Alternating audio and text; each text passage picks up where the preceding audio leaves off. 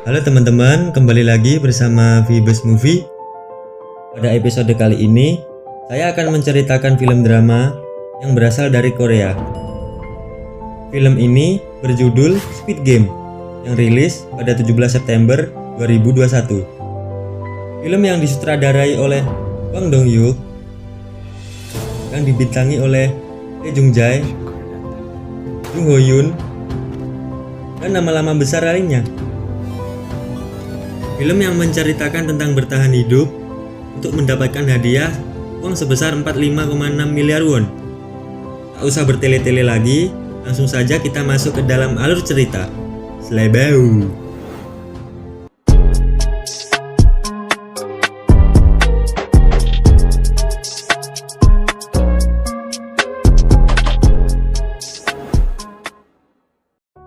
Pada awal scene, diperlihatkan seorang lelaki yang bernama Gi-hun.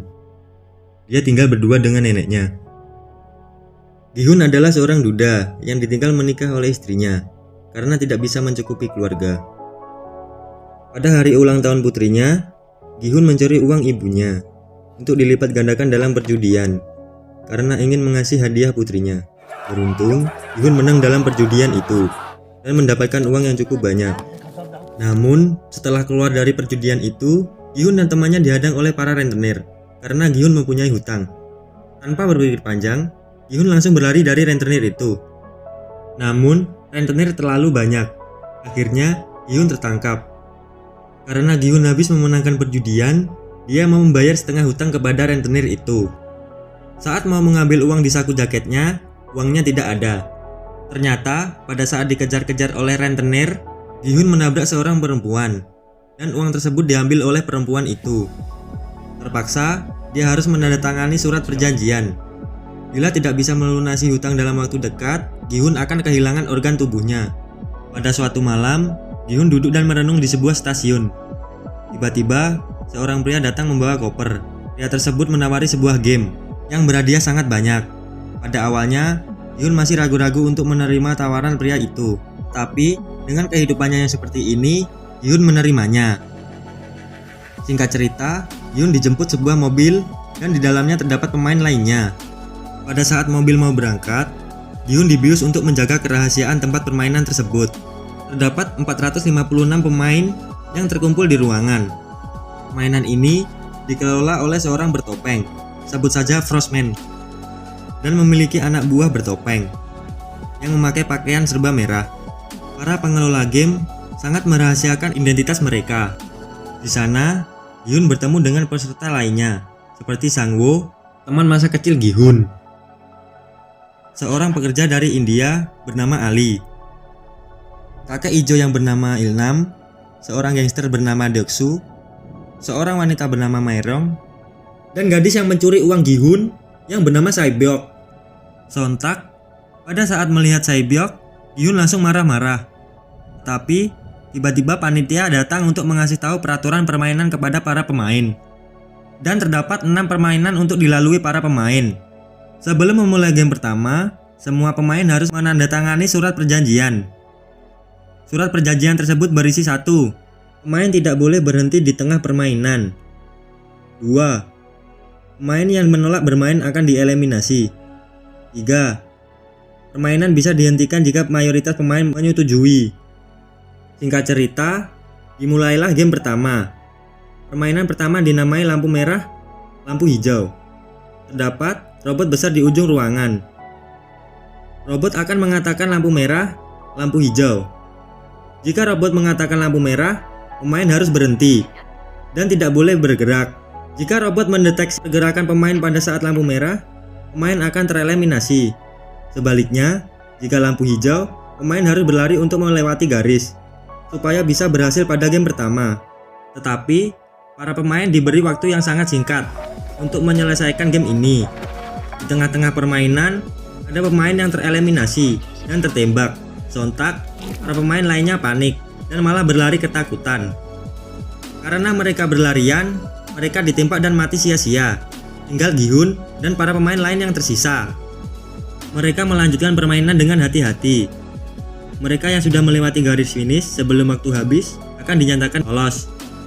Gi-hun yang sebelumnya tertinggal berusaha berlari untuk melewati garis finish. Namun, saat dekat dengan garis finish dan waktu tinggal sedikit, Gi-hun terpeleset oleh pemain lain. Beruntung, Ali memegang dan Gi-hun selamat. Akhirnya, mereka berdua selamat. Pada saat waktu hampir habis, pemain yang belum melewati garis saat waktu habis akan dieliminasi dan ditembak. Kita akan melihat panitia game sedang mengkremasi pemain yang sudah tewas pada game pertama. Dan akhirnya, setelah permainan pertama selesai, para pemain dikumpulkan. Isak tangis dan kepanikan mulai melanda mereka.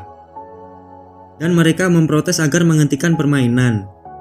Sekarang, sisa pemain tinggal 201 dari 456 pemain.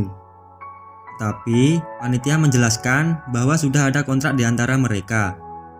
Akan tetapi, Sangwoo mengingat bahwa di dalam peraturan terdapat apabila dominan pemain banyak yang menyetujui, permainan akan dihentikan, maka permainan itu bisa dibubarkan. Akan tetapi, sebelum melakukan voting, panitia memperlihatkan jumlah hadiah yang akan mereka dapatkan sangat banyak. Dan tentu, hal itu membuat para pemain bingung. Dan akhirnya, mereka melakukan voting. Lebih banyak pemain tidak mau melanjutkan permainan, jadi semua pemain dipulangkan. Mereka ditelantarkan di pinggir jalan. Pertama, Gi-hun bersama wanita pencopet yang bernama Sae-byok. Di lokasi selanjutnya, ada Sangwoo dan juga Ali. Ali adalah seorang tenaga kerja.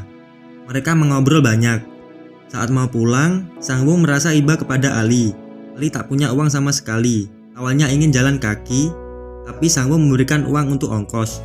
Di scene selanjutnya, Gi-hun berada di kantor polisi untuk membuat laporan. Tetapi, para polisi tidak percaya. Ada detektif yang mengamati Gi-hun. Dia bernama Junho. Tidak tahu kenapa, detektif itu tertarik pada surat undangan yang berisi nomor. Dan akhirnya, Gi-hun pulang. Gi-hun melihat Sangwoo sedang melihat ibunya berjualan di pasar. Dan mereka mulai mengobrol bahwa hutang yang diderita Sangwoo sangat banyak. Oleh karena itu, dia tidak berani menemui ibunya. Karena ibunya mengira dia sedang berada di Amerika. Tiba-tiba, pihak rumah sakit menelpon. Ternyata, ibunya dilarikan ke rumah sakit. Ibunya Gi-hun mengidap diabetes akut dan harus dioperasi. Akan tetapi, karena ibunya tahu keadaan perekonomian mereka, ibu Gi-hun memutuskan untuk pulang. Dan Gi-hun merasa bersalah karena tidak bisa membiayai ibunya. Di scene selanjutnya, Junho ternyata sedang mencari keberadaan saudaranya yang sudah menghilang selama beberapa hari.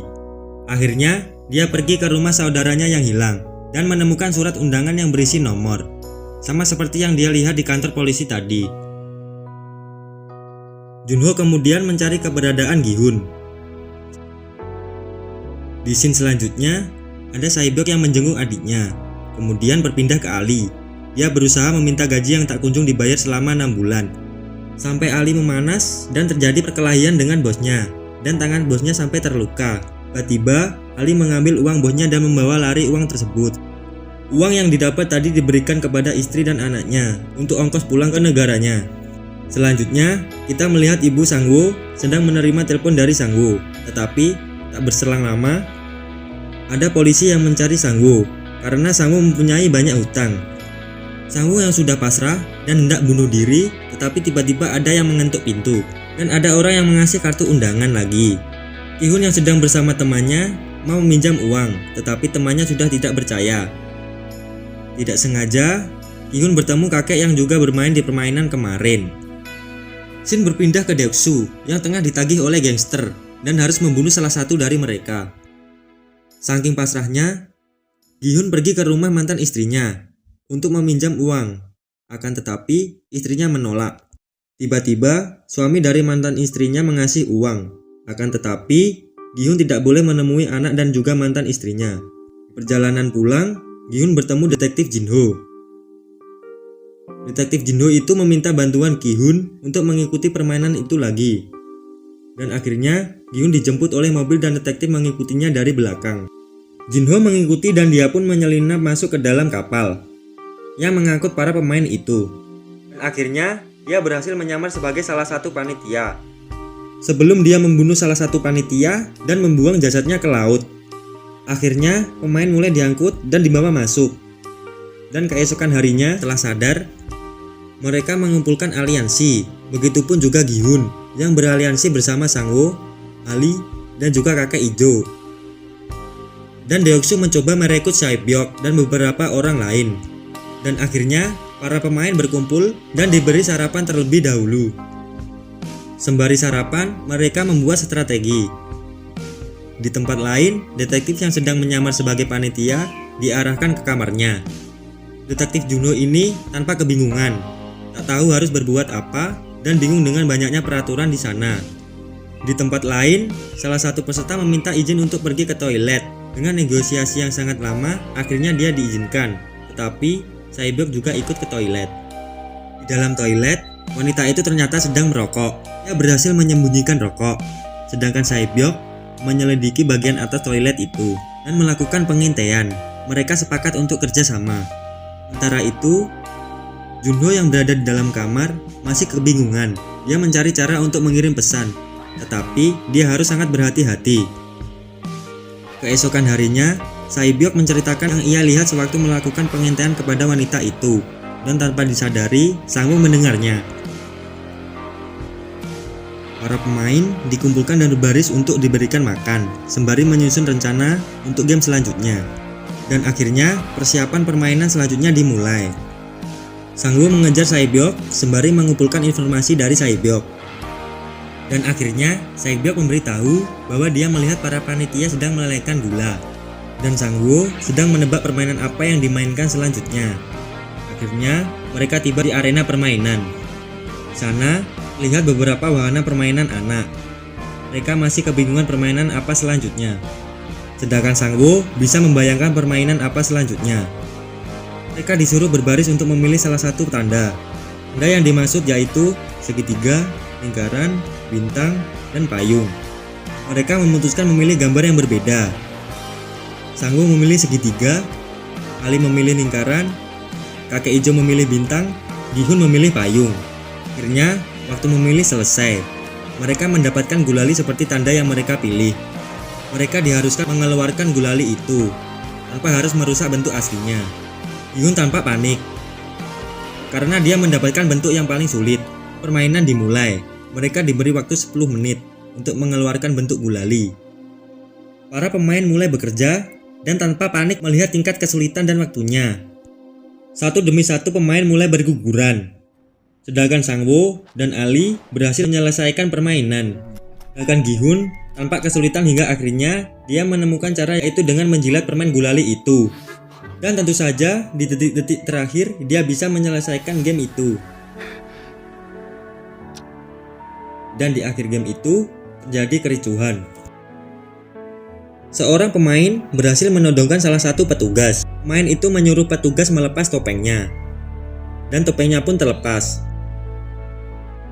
Pemain itu memutuskan bunuh diri, sedangkan pegawai yang melepas topengnya itu dibunuh oleh Frostman karena di peraturan tidak diperkenankan membuka topeng. Semua itu dilakukan untuk menjaga semua rahasia dari permainan tersebut. Dan apa yang akhirnya akan terjadi pada Gi-hun dan yang lainnya pastinya akan lebih seru guys. Jika kalian penasaran, jangan lupa follow semua akun sosial media kami agar semakin semangat untuk lanjutin drama-drama ini. Thanks for watching and see you in the next video. Bye.